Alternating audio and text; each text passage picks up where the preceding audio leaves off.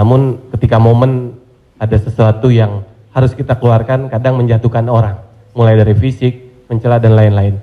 Yang saya mau tanyakan, apakah dengan niat kita menghibur menjadi catatan, apakah menjadi catatan dosa untuk kita? Terima kasih Ustaz.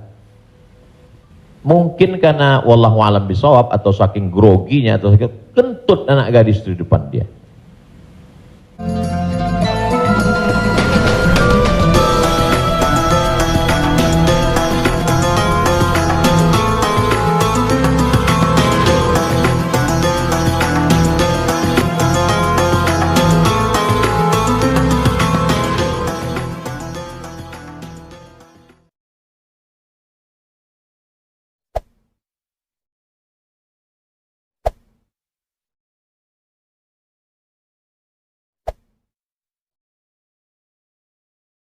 Assalamualaikum warahmatullahi wabarakatuh.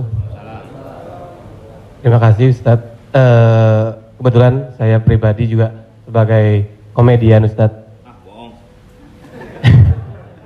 Dan mewakili teman-teman semua, kakak-kakak, abang-abang semua.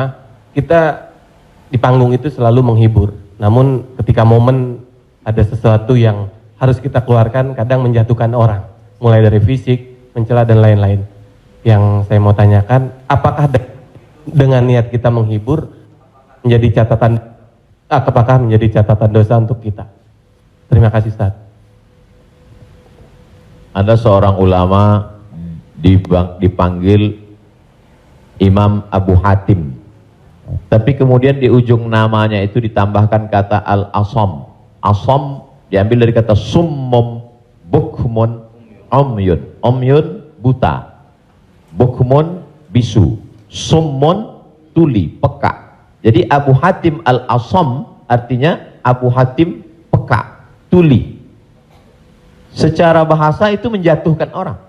Siapa itu? Itu Abu Hatim peka, Abu Hatim tuli. Karena ada beberapa orang, ada Abu Hatim, yang ini Abu Hatim peka, tuli.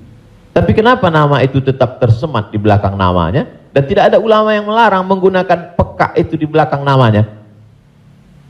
Karena dia tidak merasa dijatuhkan dengan itu. Lalu kemudian itu pula tidak menjatuhkan dia di depan orang banyak. Apa sebab kronologis dia dipanggil Al-Asam?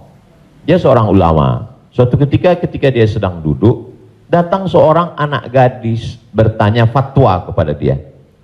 Saat anak gadis itu bertanya fatwa tentang hukum halal haram suatu masalah, mungkin karena wallahu alam bisawab atau saking groginya atau kentut anak gadis di depan dia.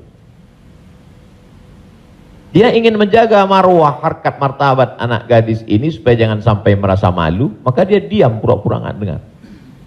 Akhirnya anak gadis itu nggak jadi malu, pulang dan dia cerita ke orang lain. Aku tadi mengalami begini dan aku kentut di depan Imam Abu Hatim. Terus apa komen dia? Ternyata Abu Hatim itu peka. Dipanggil orang Imam Abu Hatim Al-Asam, peka. Sampai akhirnya setelah anak gadis itu meninggal, Imam Abu Hatim Al-Asam panjang umurnya, meninggal anak gadis itu, barulah Abu Hatim mengatakan, aku sebetulnya enggak peka, hanya ingin menjaga kehormatan dirinya. Jadi kisah Abu Hatim Al-Asam dapat kita pahami dua makna. Satu sisi ada saatnya kita menjaga kehormatan orang sampai mati dia. Tapi ada satu sisi kalimat yang nampaknya menjatuhkan sebenarnya tidak menjatuhkan selama kita masih saling paham, saling memahami, saling mengerti. Ada kata-kata yang mungkin kita gunakan tapi menjatuhkan dia. Padahal sepertinya pujian. Tapi ada kata-kata yang sepertinya. Jadi kalau sudah saling memahami, orang pun mengerti, maka dia tidak menjadi suatu celaan. Ya ayyuhalladzina amanu, hai orang beriman, ijtanibu katsiran minadh-dhann, jauhilah prasangka buruk, inna ba'dadh-dhanni itsmun, wala tajassasu, jangan mencari-cari kesalahan orang. Wala yaghtab ba'dukum ba'dha, jangan ribah membicarakan aib orang lain. La talmizu bil alqab, janganlah kamu menggunakan gelaran-gelaran yang jelek. Bukankah tuli itu gelaran yang jelek? Iya. Tapi saat itu digunakannya bukan untuk menjatuhkan dan mereka saling memahami tentang hal itu. Wallahu a'lam bishawab.